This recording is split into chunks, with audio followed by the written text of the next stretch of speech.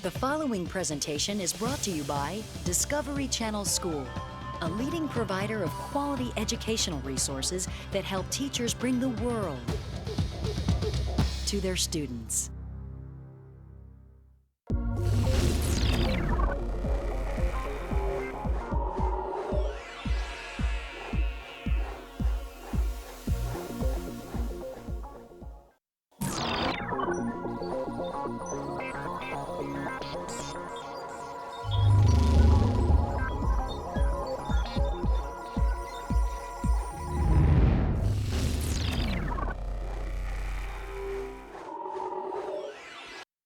In 1991, hikers in the Alps stumbled on the body of a man, mummified and frozen. It was visible because the ice was melting. After looking over the body, the hikers realized that this wasn't the body of one of the hikers who go missing every year in this alpine region. This was a man who had died more than 5,000 years ago. In fact, after careful study, scientists found that he is the oldest human ever found. A man 5,300 years old. Scientists call him Ötzi, or the Iceman. How he died became clear pretty quickly. Inferring from the evidence, an arrowhead lodged in the Iceman's back led to the conclusion that he was murdered. Ötzi was an immediate archaeological sensation. Research teams eagerly studied both the mummy and his incredibly well-preserved clothing. Leather shoes, a woven grass cloak, and goatskin leggings. From these remains, could archaeologists predict who he was, how he lived, and why he died up here in the mountains? Based on the evidence, many researchers thought that Ötzi must have been an alpine shepherd, leading goats and sheep to high-altitude pastures in the summer. Shepherds today still herd livestock along the same path where Ötzi was found. If Ötzi was a shepherd, perhaps he was killed for his sheep. Two anthropologists, Sylvia Reinhardt and Hans Platzkummer, and Anna Pedrotti, an archaeologist, decided to test this theory. They started by making an exact duplicate of Ötzi's clothes. The clothes would help the researchers model how Ötzi lived. When they were done, Hans donned the outfit. He would find out firsthand whether it could have held up to the tough life of an alpine shepherd. As Hans set off up the mountain on foot, Sylvia and Anna took the easy route, by helicopter. For Hans, it was a grueling 1,200-meter climb to model the Iceman's apparent journey. From the mountaintop, Sylvia and Anna could see that Hans was having trouble. At last he arrived exhausted. His shoes were a disaster. They had no traction and they hadn't kept the water out at all. The poor performance of the shoes indicated that Ötzi probably wasn't a shepherd. Someone wearing shoes like this couldn't make the 1,200-meter mountain climb regularly. But if Ötzi wasn't a shepherd, why was he up here? And why was he killed? Years of examination have not yet come up with an answer, but researchers have not given up. They are confident that with more study and maybe even new technology, the Iceman will reveal the story of his life and death. How did the scientists follow the steps of observing, inferring, predicting, and modeling in their study of the Iceman?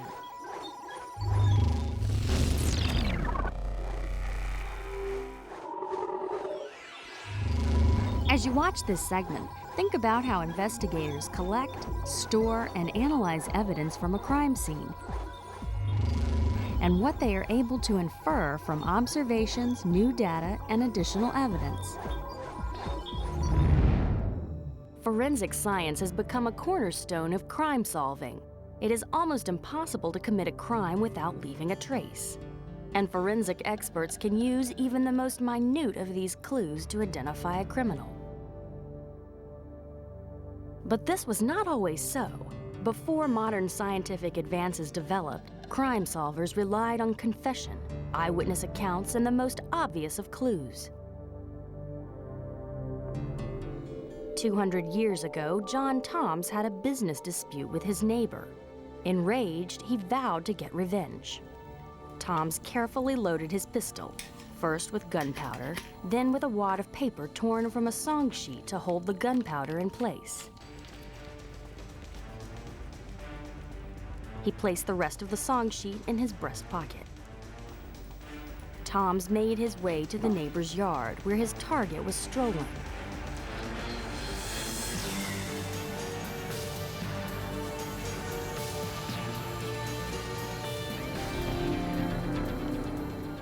He aimed,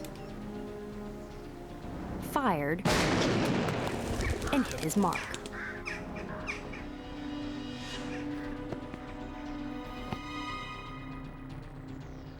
Then he approached his victim. While bending over, the wounded man grabbed hold of Tom's sleeve for a brief moment before he died.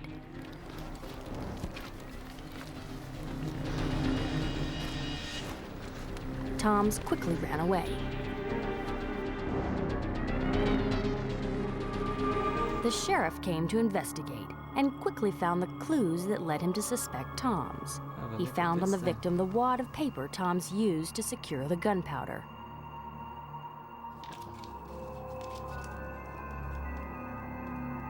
When the sheriff's men questioned Toms, they found the rest of the song sheet just where he left it, in his pocket.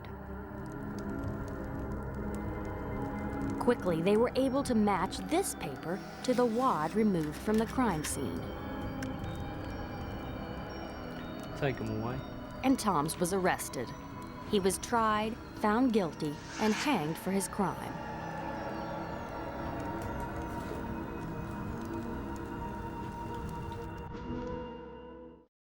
In the last 200 years, detectives have come to rely more and more on forensic evidence. Today, with modern scientific tools in hand, this investigation would be handled quite differently. A scientific method would be employed using observing, inferring, predicting, and modeling. Based on this information, scientists would develop a hypothesis about who the criminal was. Toms left a slew of clues that modern forensic experts could use to link into the crime. Even if John Toms had burned the song sheet and made efforts to disguise other clues, experts would still have plenty to go on.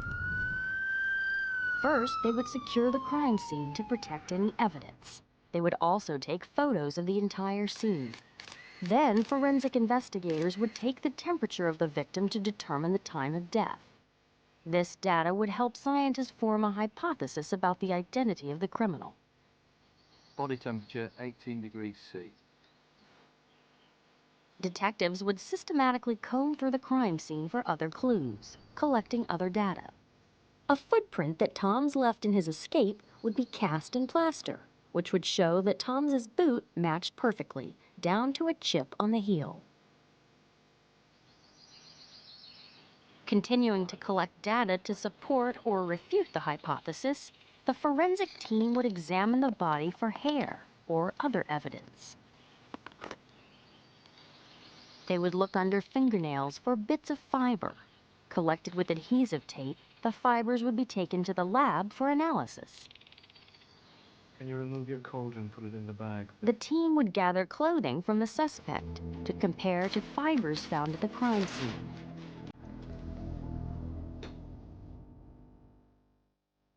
The fibers in Tom's vest make a perfect match. Blood on the victim's hand would lead detectives to believe that they would also find the victim's blood on the suspect. Tom's blood-stained shirt would be collected and analyzed.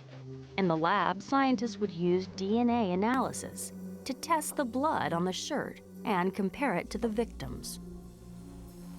Because each person has a unique DNA code, the results of this kind of test are generally conclusive.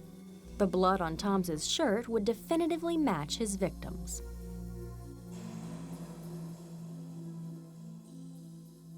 The gunpowder Toms used would also provide clues. It leaves a residue on the hands and face of the shooter. Samples from the victim's wound and swabs from Tom's face would be analyzed in a crime lab.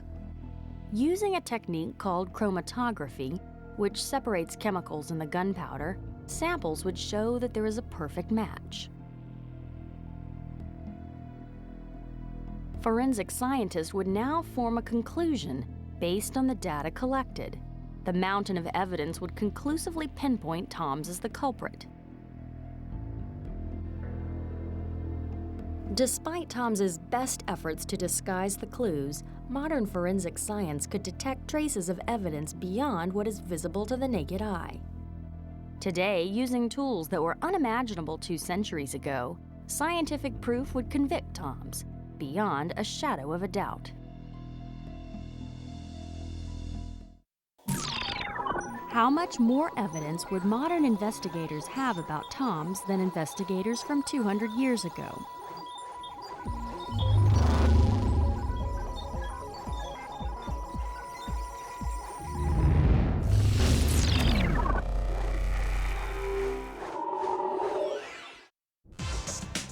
In racing, the fastest time wins. But for these athletes, it's hard to separate time from distance. 1 second to me means 14 meters, because in my event, that's what it translates to. Mike McCarthy knows how important time is. He once lost a world championship by 0.04 of a second. Here at the Olympic Training Center, the focus is on saving fractions, 100th, even 1,000th of a second. In the past, these competitions were judged using handheld stopwatches, but this created errors in the measurements. Judges used only their eyes, and by the time they reacted to what they had seen and stopped their watches, they added an error of a fraction of a second. Now, these events are judged using automatic timers and photo finishes. There is no longer a need to worry about human error. In many sports, time is of the essence. Keeping time accurately is the name of the game. A photo finish shows that 0.02 of a second separates the riders in this race.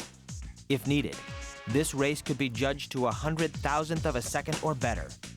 Technology allows for such accurate measurements. That's about an inch at the speeds that the riders are going these days. And even a gust of wind in the wrong direction can rob a competitor of a few thousandths of a second. With this degree of accuracy with measurement devices, the national bicycling team has developed strategies for beating the clock.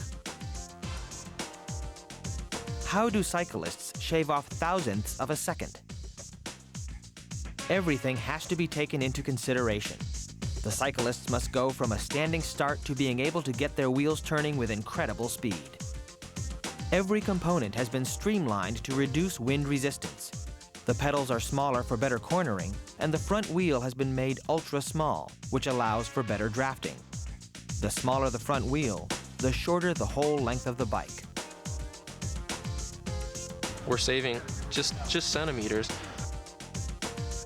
Closer you can ride to the guy in front of you, the more energy you can save. But then, of course, it is more dangerous. You're a centimeter away from a crash the whole race. Well, we just started using this helmet this year. It's basically just a fairing for the head. It's very narrow on the front, which makes it more aerodynamic. We have actually golf ball divots on the top, which smooth the airflow out and help you to go faster yet. And then it's shaped long to fit behind the bridge of the neck to help smooth the airflow out as well. When you go to the line on one of those bikes, you really feel like this is a huge advantage for me. That when the exercise physiologists and the biomechanists come to you and they say, this bike is worth 2 seconds on the line, and you know that the guy on the other side of the track is 1.5 seconds faster than you, you might have a good chance to beat him. Mike knows what it's like to have time on his side. After his close second-place finish at the World Championships, he came back the next year to win it. Why is it important to be able to measure time accurately in a race?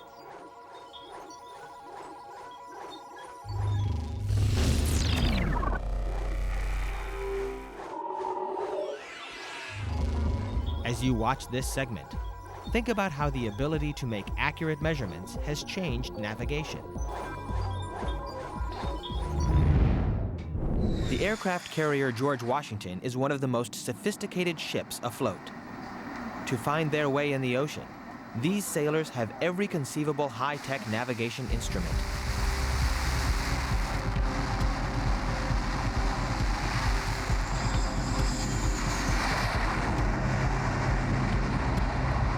So what in the world are these sailors doing still using the stars to navigate? And why is the key piece of equipment an accurate clock?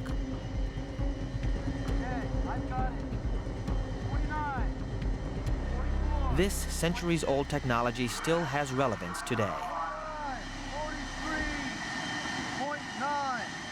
And here's why. You can use just the stars to determine your latitude, your position north or south. But to determine your longitude, your position east or west, you also need to know the difference in time between where you are and the time at a fixed location. And for that, you need an accurate clock. Having the wrong time could result in being off course by hundreds of kilometers east or west. This was the situation that sailors were in centuries ago. When scientists speak of the accuracy of a measurement, they mean how close the measurement comes to the real value. Using star charts allowed sailors to accurately measure the local time. Precision, on the other hand, is how close a group of measurements are to each other. Up until a couple of hundred years ago, there was no way to keep a clock accurate on board a ship. And using the sun and stars to tell time was not accurate enough to determine exact longitude. Astronomers at the Royal Observatory in Greenwich, England, offered a solution to one part of the problem.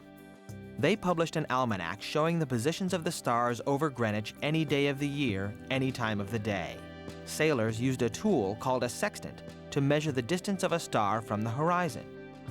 By comparing their findings to the charts in the almanac, sailors could determine the local time much more accurately. Greenwich also became the fixed location for time measurement. But sailors still needed a way to keep track of that time. We have predetermined stars that we've gone and figured out for to shoot, which are the nebula bodies. For example, we shoot code shaft. Okay. We take the star down to the horizon. The most important thing about using celestial bodies, be it the sun, the stars, the moon, or the planets, is time. Because everything is related to the time. By using new technologies, the sailors on the George Washington can measure the local time and compare it to the time in Greenwich. But centuries ago, the only clocks that existed were pendulum clocks. They couldn't be used on moving ships because the ship's movement on the ocean disrupted the pendulum's regular movement. A race began for a mechanical clock, or a chronometer, a device that would be able to keep accurate time on the open sea. Jim Michaels, a modern-day watchmaker, explains the history of this device.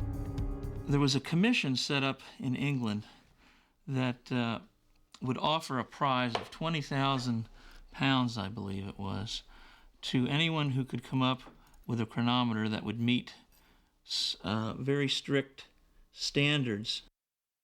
The year was 1714, and the man who stepped up to the challenge was a carpenter named John Harrison. He spent 40 years developing this hairspring mechanism that replaced pendulums. During a final test voyage to the Caribbean, it lost only 7 seconds. Harrison won the £20,000, which translates to $12 million in today's money. A worthwhile expenditure, according to the navigator of the $3 billion George Washington. The invention of the chronometer was a major step in the technological advancements that helped the navigator of the George Washington do his job. What we're doing right now is setting ourselves into the wind, which we are. We're coming up on speed so we can get the minimum winds over the deck for the heaviest aircraft, which in this case is going to be an A6 tanker.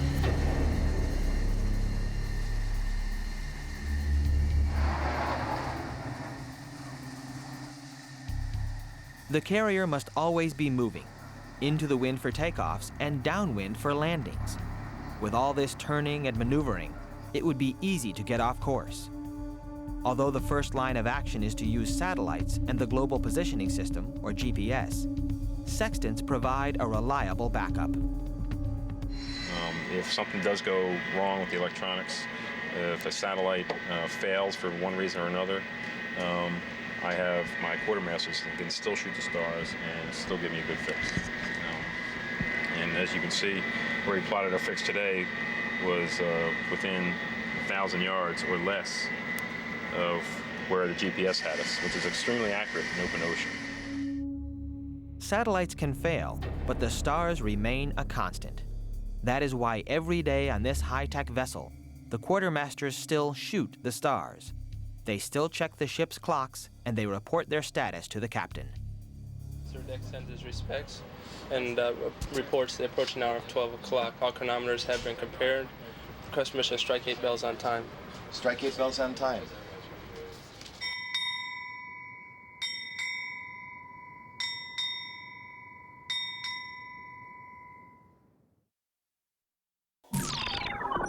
What two readings are necessary to determine longitude?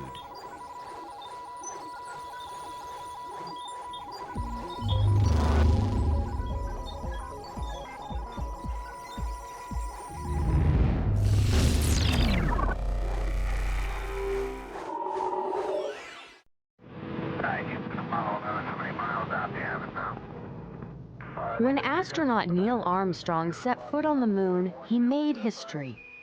Tucked inside Armstrong's pocket was a memento from what many consider the most remarkable day of the 20th century, the day humans first flew in a motorized, controllable aircraft. December 17, 1903, Kitty Hawk, North Carolina. Wilbur and Orville Wright's Flyer travels 36.5 meters in 12 seconds. This one flight will change the world. 500 years from now, when people are looking back and they say, well, what was special about the 20th century? It's the century where humans began to fly. Nearly 100 years after the Wright brothers' historic flight, a hand-picked team of aviators, engineers, and historians assembles in a Virginia workshop. Their mission to exactly recreate the Wright brothers' airplane and fly it 100 years to the minute from the first flight. It's a difficult job because the Wrights left behind no blueprints, and the original plane is long gone, though pieces do remain. The engineers must become investigators, extracting information from airplane parts, photographs, and letters. This process is called reverse engineering, and it involves analyzing an object, or in this case, parts or photographs of an object, in order to duplicate it. The team will spend 4 years creating an exact replica of the Wright Flyer.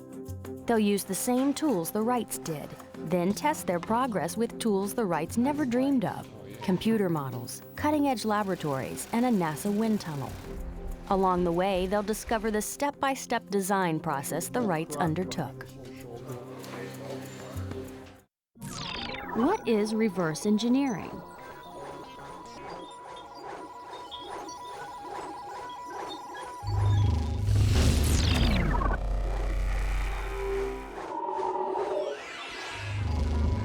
As you watch the following segment, think about the design process the Wright brothers followed as they invented the airplane.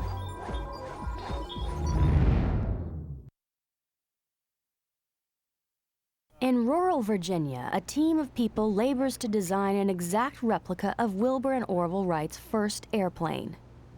Among them are historians who piece together the Wright brothers' story and their place in our nation's history. In 1900, Wilbur and Orville Wright are the owners of a successful bicycle shop in Dayton, Ohio. Both are lifelong tinkerers, and their inventive minds are focused on the skies. Flight, in fact, was the overriding problem at the turn of the century. If you were looking around for a challenge, especially if you were interested in science and technology, if you were interested in that kind of problem solving, it was the big challenge. The Wright brothers decide to take on the challenge of motorized flight.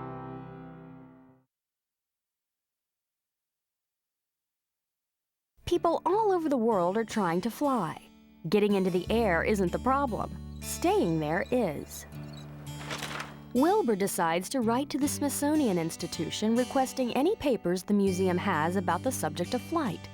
He reads everything he can get his hands on, and concludes that previous attempts at flight failed because the pilots couldn't control the aircraft. And being bicycle riders, they knew they had to be able to control the airplane at all times. They didn't care whether it was stable or automatic in any manner, shape, or form. They just wanted it to be controllable. The challenge is